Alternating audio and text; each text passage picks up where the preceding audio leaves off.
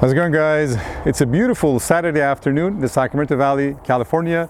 The weather is exceptionally nice, and it's nice to be able to come outside, get some fresh air, and listen to sound of birds singing. Although I gotta say, some of them don't sound terribly good. There was one just flown away. Anyways, the reason I'm making this video is to show you guys a couple photographs I captured 2 weeks ago at this place called the Cosumnes Natural Preserve, located in Elk Grove, California, which isn't that far away from the Sacramento Valley. So 2 weeks ago, my cousin and I decided to embark upon a photographic journey and go to this place and take some epic landscape shots. On that particular day, the weather was kind of foggy, had this kind of gloomy, sort of ominous vibe to it. So we thought that, well, you know, we're going to be able to capture some epic landscape shots, and in weather like this, it'll be quite nice. So we went to this place and we took quite a few photographs. He is also a photography enthusiast like I am. He uses a Sony a6000 that is equipped with a 16 megapixel, actually 24 megapixel APS-C size sensor, excellent dynamic range, autofocus is pretty good. It's a good package. And I'm a micro four thirds shooter. I took my Olympus OMD EM5 Mark II that is equipped with 5-axis image stabilization, 16 megapixels, pretty high resolution. It's got a flip out screen. It's a complete package. So with this camera, I noticed that because it affords me all these conveniences in the autofocusing department, well, when it comes to photography. In video, it doesn't do that good of a job, but in photography, it does an excellent job when it comes to autofocus. And it's got 5-axis image stabilization. So I could take a lot of photographs, and the drive mode also is pretty good. So what I noticed that I wasn't really putting in the time and the effort to compose my shots carefully, and I was just taking a whole lot of photographs. I ended up taking more than 200 photographs with this camera. But then on the same day, in the same photographic journey, I took my trusty old Sigma DP1S. Now, this is a camera I don't appreciate as much as I used to. It's a camera that is equipped with a foveon sensor, and it's different from other types of sensors out there in the sense that is a multi-stacked sensor. There are three basically silicon chips that are stacked on top of each other. There's one that's fine-tuned for capturing green, one for capturing red, and one for capturing blue. So it captures true colors. And Sigma cameras are pretty famous for their color representations and how well they actually do that.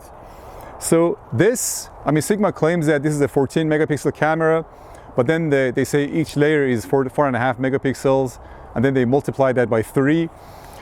To me, it's more like a 10 megapixel camera, although it's not the number of megapixels that determine the image quality. The image quality is determined by how skilled you are as a photographer and whether you're willing to put in the time and the effort and carefully compose your shot. Now, I took only 10 photographs with this, but out of those, I ended up printing 2 of them on canvas. So the reason for that is this camera, when it comes to autofocusing, does a pretty poor job. Its autofocus is pretty abysmal, and it's best to just manually focus your shot. And it comes with this kind of manual dial for kind of fine-tuning your focus, but then your screen in the back of the resolution of the screen on the back is pretty poor. So it's pretty hard to judge whether your subject is focused or not. But that kind of adds to the fun and excitement of taking a photograph, and you never know what the final results are unless you put them on a computer and take a look at them. So with this camera, because of the limitation in the autofocusing department and the fact that this is a base ISO camera, so the lowest ISO on this camera is ISO 50. I think any ISO more than 100 is going to result in kind of noise being introduced into the image. So I don't recommend using this any higher than the base ISO. ISO 50 I think is pretty good. And it's an f4 lens, so you can't really capture kind of shallow depth of field photographs. It's a pretty wide angle. It's a 16 millimeter lens. I think Sigma's crop factor is 1.7, so that translates roughly as a 26, 28 millimeter lens, which is wide angle enough for capturing good landscape shots. But because of all these limitations, what I realized was that I was putting my camera on the tripod, I was really composing my shots very carefully, I was putting in the time and putting in the effort, and I approached photography from more of an artistic standpoint, rather than just take a camera and just blindly take a whole lot of photographs and hope that one of them will turn out to be good. With this, I put in the time, I carefully composed my shots, and I was pretty pleased with the end results. I'm going to show you those photographs that I ended up printing on canvas. This is the first one. I'm pretty proud of this photograph actually. You can see how pronounced the red color, the green color is. You can see the reflection of the tree in the lake. Very happy with this photograph. And then the other one is actually this. You can see it's got this sort of impressionist quality to it. So you can see the ducks in the lake, and like the it's got that kind of ominous, kind of gloomy character to it as well, which I really like. Kind of reminds me of some, if you're a progressive rock fan, some Pink Floyd. It can be very well be a Pink Floyd Porcupine Tree album cover.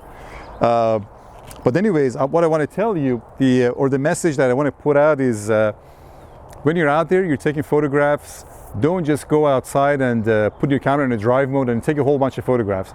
Now with some of these cameras, 8K cameras, all you have to do is just shoot a video and then pull frames out of it. I think each frame is like 10 megapixels.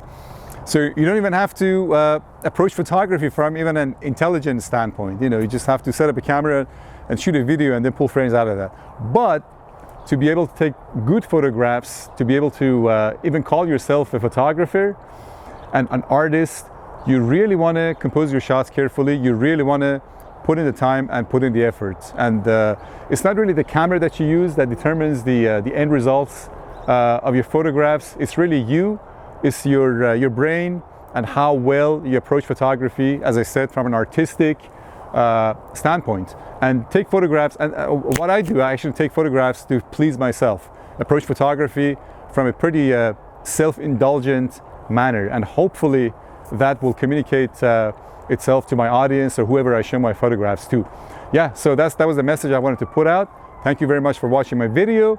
If you haven't done so already, please do subscribe to the channel. I have more exciting, more interesting materials to come in the future. Take care and have a pleasant day. Bye.